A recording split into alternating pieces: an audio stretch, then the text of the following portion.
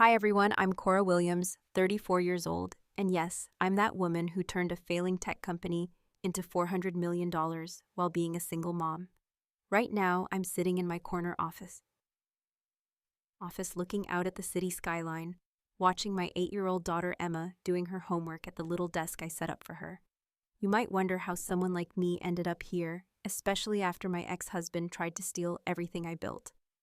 Before I dive into this wild journey, I'd love to know where you're watching from. Please hit that like button and subscribe, because this story gets absolutely insane. Trust me, you won't believe what happened next. 6 years ago, my life looked completely different. I was working at a small tech company called TechFlow Solutions, specializing in business management software. It wasn't glamorous, but I loved what I did. I was passionate about artificial intelligence and machine learning, spending countless hours perfecting algorithms that could revolutionize how companies analyze their data. That's where I met Brandon Hayes at a technology conference in San Francisco. He was everything I thought I wanted in a partner. Tall, confident, charming, with this magnetic smile that could light up a room.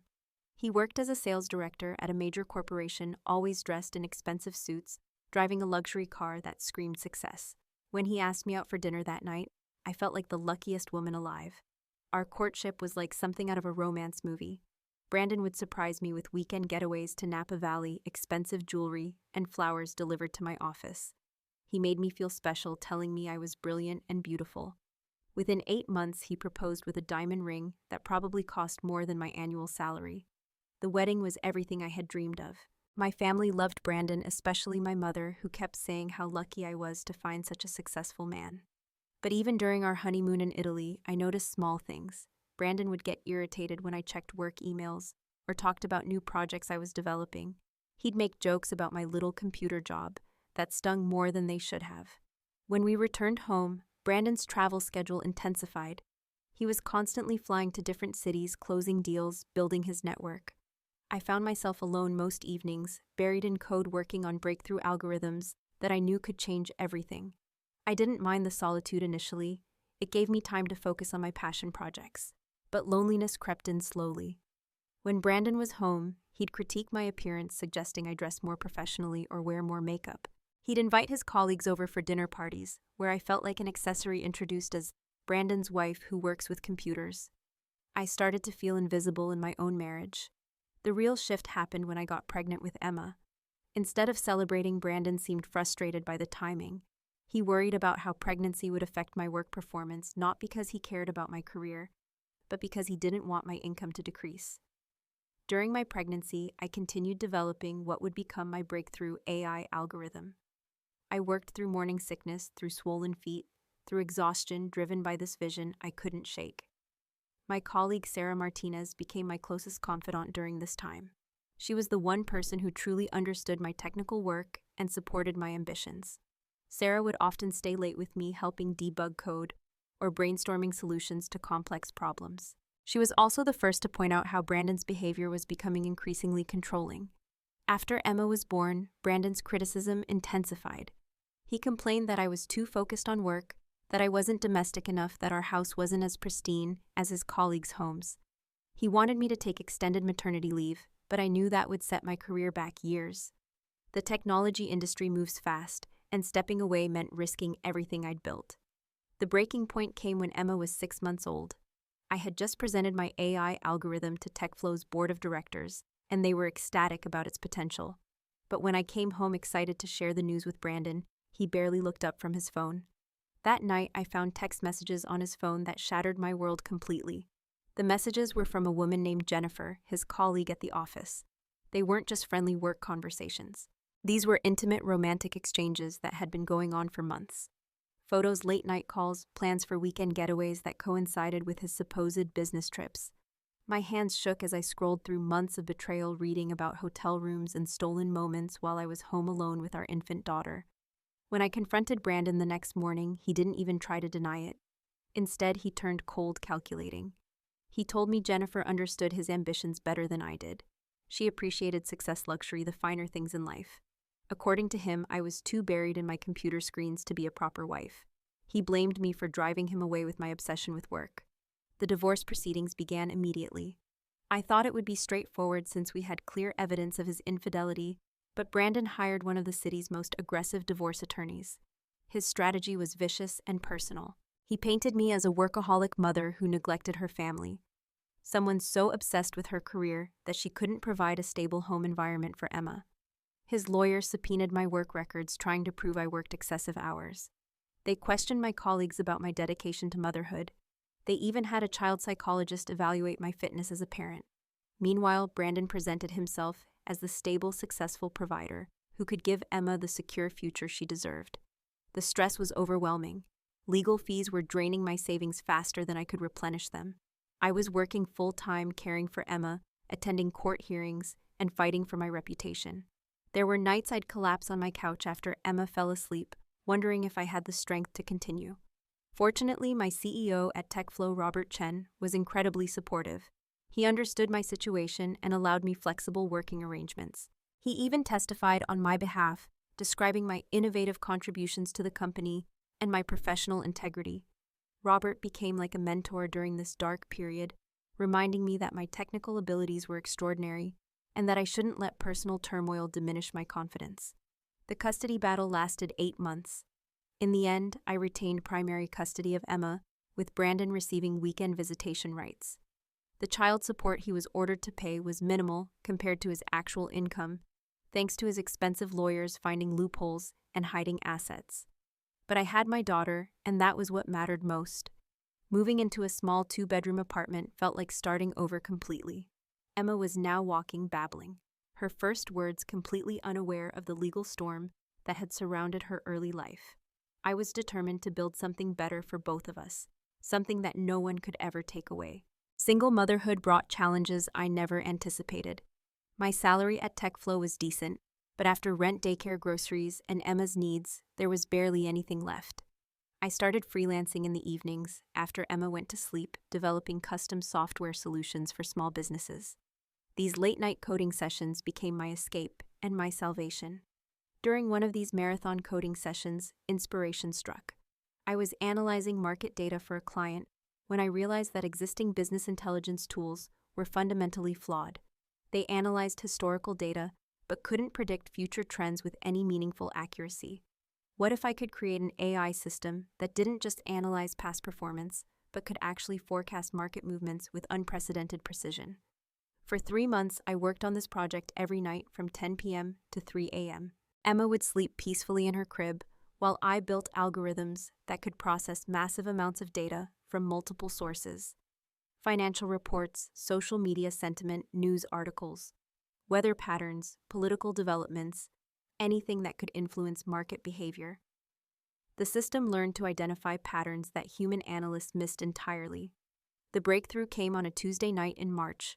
My algorithm correctly predicted a major stock market fluctuation 72 hours before it happened with 94% accuracy. I ran the test again with different data sets, different time periods, different market sectors. The results were consistent. I had created something revolutionary. The next morning, I requested a meeting with Robert Chen. I walked into his office with a laptop full of data projections and proof that my algorithm could transform how businesses made strategic decisions. Robert listened intently as I demonstrated the system's capabilities, his eyes widening as he understood the implications. Within 2 weeks, TechFlow's board of directors had approved the creation of a new subsidiary company, Predictive Analytics, Inc. They offered me the position of Chief Technology Officer with a 15% equity stake. The initial investment was $2 million from a venture capital firm that specialized in AI startups. For the first time since my divorce, I felt hopeful about the future. Building the team was my favorite part of the process. I hired brilliant developers who shared my vision, people who understood that we weren't just creating software, but revolutionizing decision-making itself. Sarah Martinez joined as head of operations, bringing her exceptional project management skills and unwavering support. We rented a small office space in the tech district, filled it with whiteboards covered in algorithms and flowcharts. The work was intense, but exhilarating. Emma would often come to the office after daycare coloring at a small table while I fine-tuned our systems. She became our unofficial mascot, and the team adored her. Those early days felt magical, like we were building something that would change the world. Our first major client was a Fortune 500 retail company that wanted to optimize their inventory management. Our algorithm predicted consumer demand patterns 6 months in advance, helping them reduce waste by 38% and increase profits by $12 million in the first quarter alone.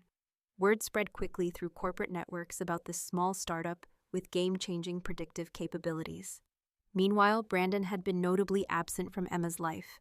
His weekend visits became sporadic, often canceled at the last minute due to work commitments or travel plans. Emma stopped asking when Daddy was coming to visit, which broke my heart, but also simplified our routine. We were building our own little world, just the two of us, against everything.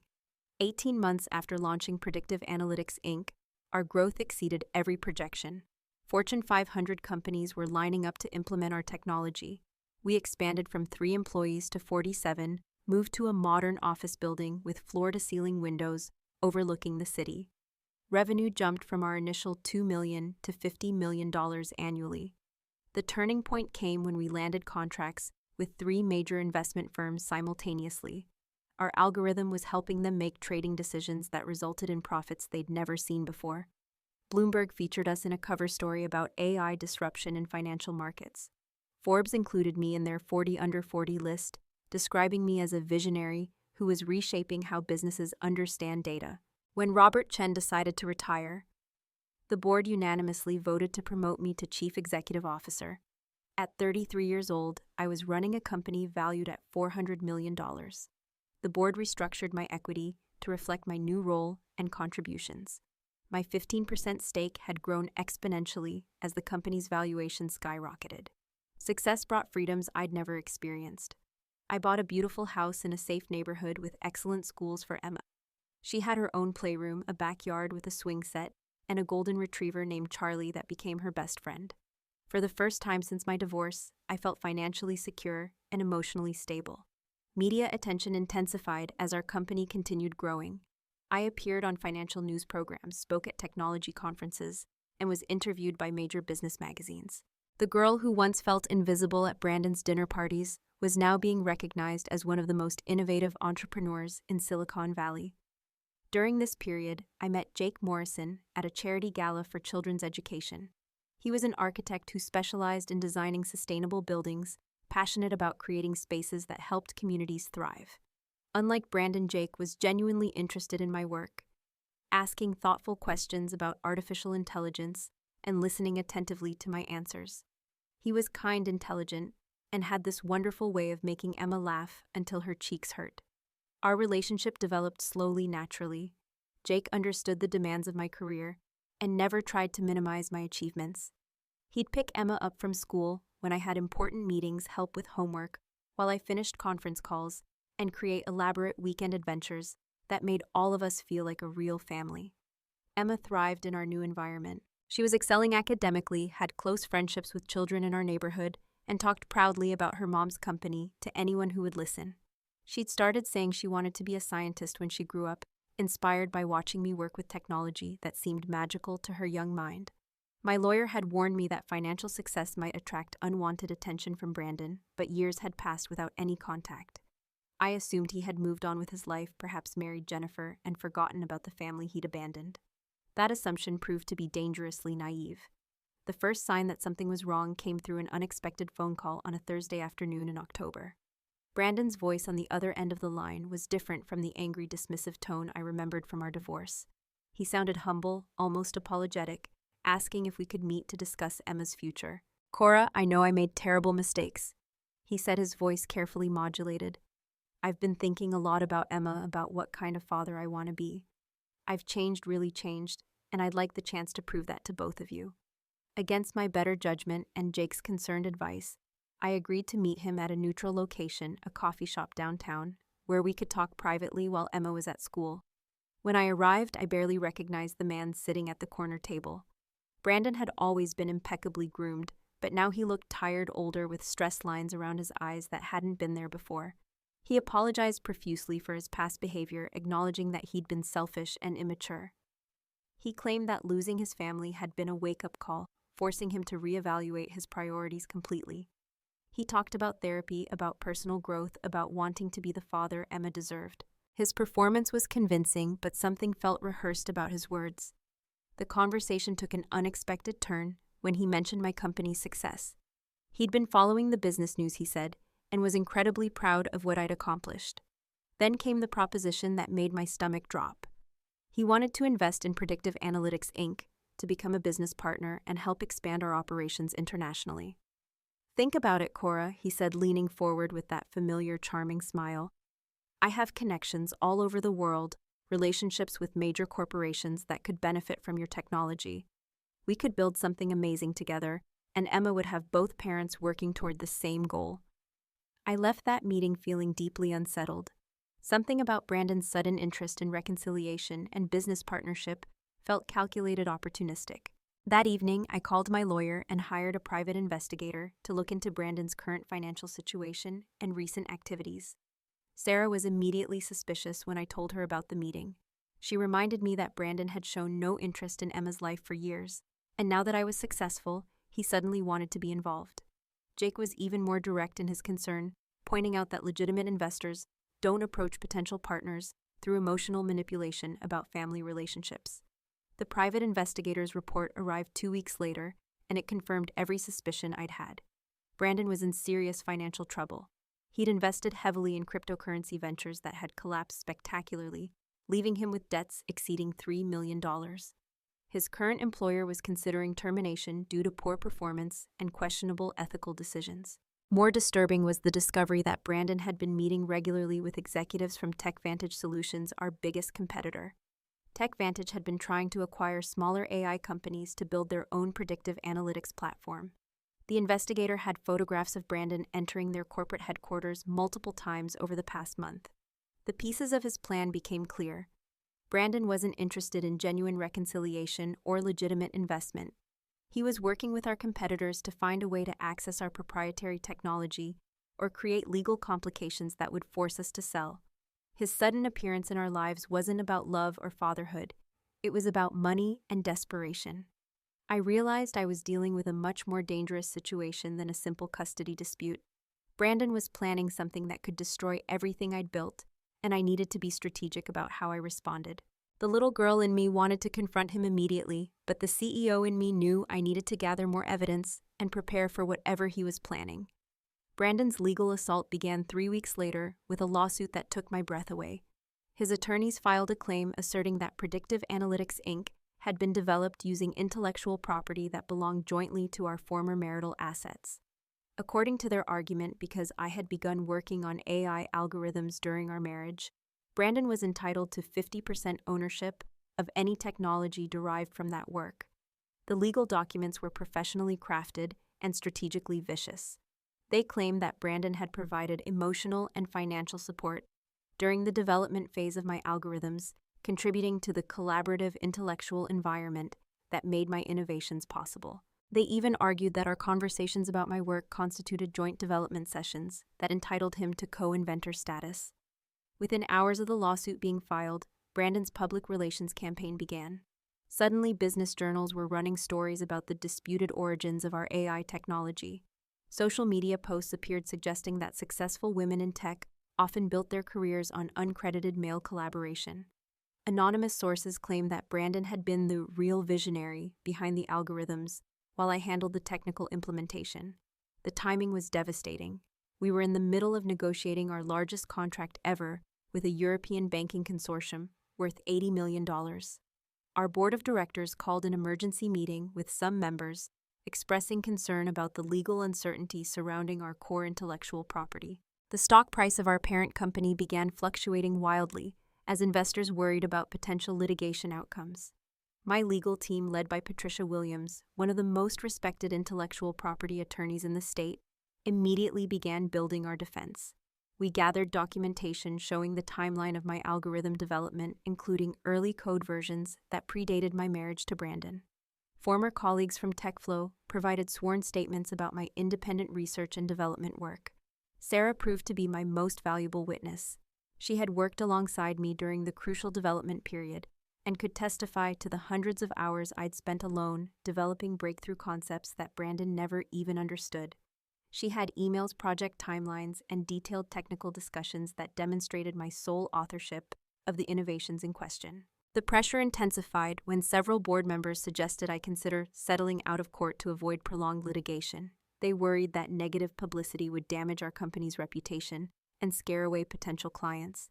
Some even proposed that I take a temporary leave of absence as CEO until the legal issues were resolved. That suggestion ignited something fierce inside me. I had built this company through midnight coding sessions while caring for an infant daughter. I had sacrificed sleep, social relationships, and personal comfort to create technology that was revolutionizing entire industries. The idea of stepping aside while my ex-husband and his corporate allies tried to steal my life's work was absolutely unacceptable. I called an all-hands meeting with every employee from junior developers to senior management. Standing in front of our main conference room, looking at the faces of people who had trusted me with their careers, I made the announcement that would define the rest of this battle we were going to fight with everything we had. But I had one more card to play that Brandon didn't know about.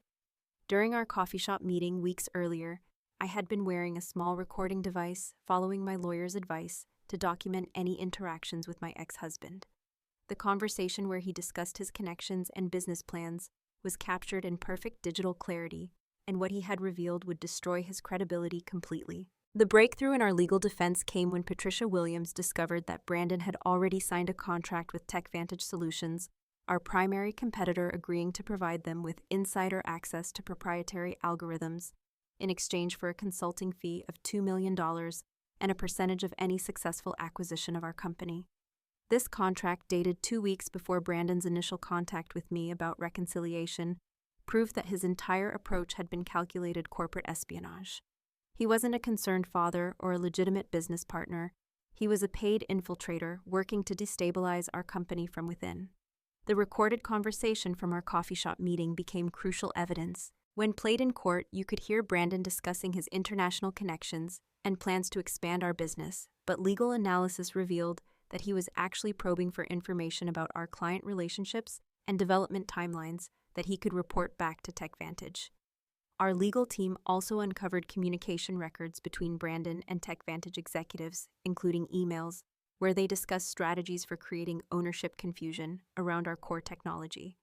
They had researched intellectual property laws, extensively looking for any angle that could force us into a position where selling to TechVantage would be our most viable option. The courtroom battle was intense and highly publicized.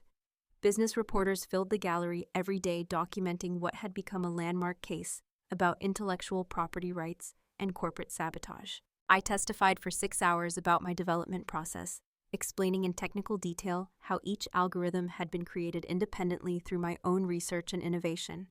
Emma, now old enough to understand that something serious was happening, asked me one evening why her father was trying to take away Mommy's company.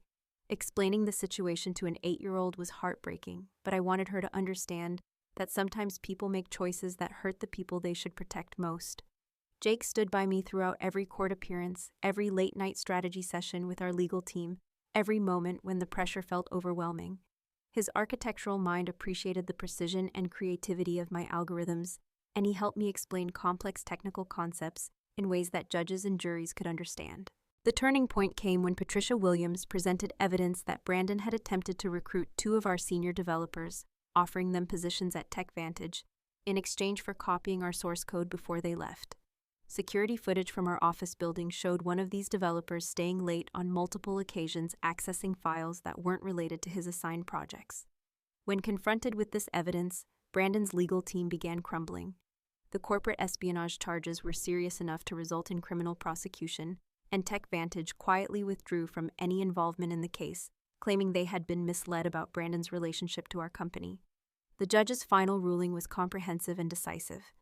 Not only did she dismiss Brandon's ownership claims entirely, but she issued a permanent restraining order, preventing him from contacting our company or attempting to interfere with our business operations. Brandon was also ordered to pay our complete legal fees, which totaled over $400,000. The aftermath of our legal victory brought changes I never could have anticipated. Within 6 months, 3 major technology companies approached us with acquisition offers exceeding $600 million. Our successful defense against corporate espionage had actually enhanced our reputation in the industry, demonstrating that our intellectual property was both valuable and well protected. Brandon disappeared from our lives completely after the court ruling. His assets were seized to pay the legal fees he owed us, and rumors suggested he had relocated to another state to escape his creditors and the professional disgrace of being exposed as a corporate spy. Emma stopped asking about him entirely, which was both liberating and sad.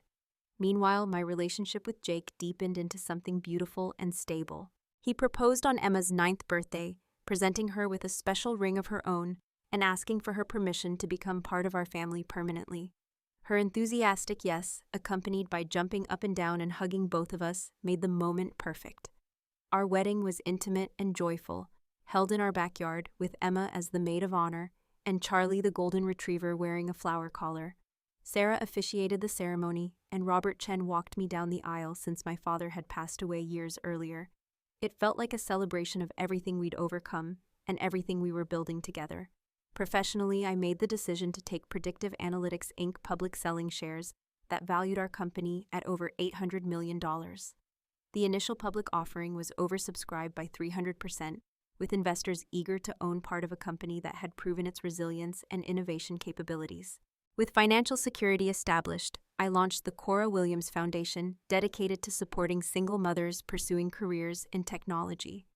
We provide scholarships, mentorship programs, and childcare assistance to women who might otherwise struggle to balance parenting with demanding technical education. Every year, we award grants to 50 women who remind me of myself. 6 years ago, brilliant, determined, and just, needing a chance to prove what they can accomplish. Emma continues to thrive, excelling in mathematics and science, while also developing talents in art and music. She talks about becoming either a computer scientist like her mom or an architect like her stepdad, but mostly she just wants to build things that help people.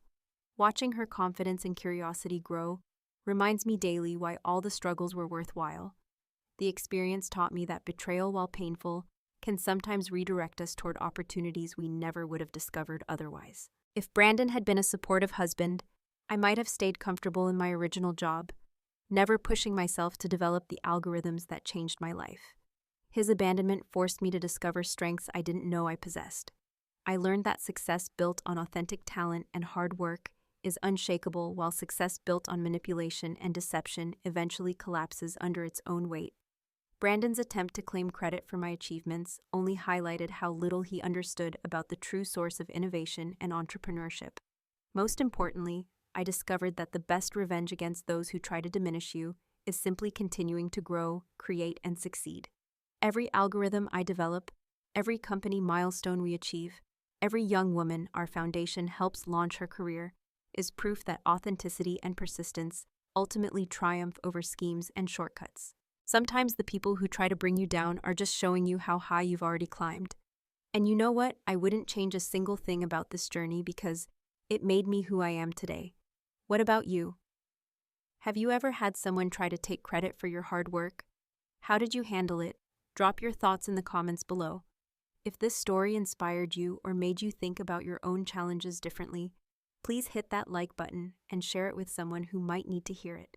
Don't forget to subscribe for more real-life stories about overcoming obstacles and building the life you deserve. Thank you for listening to my journey, and remember that your dreams are worth fighting for, no matter who tries to convince you otherwise.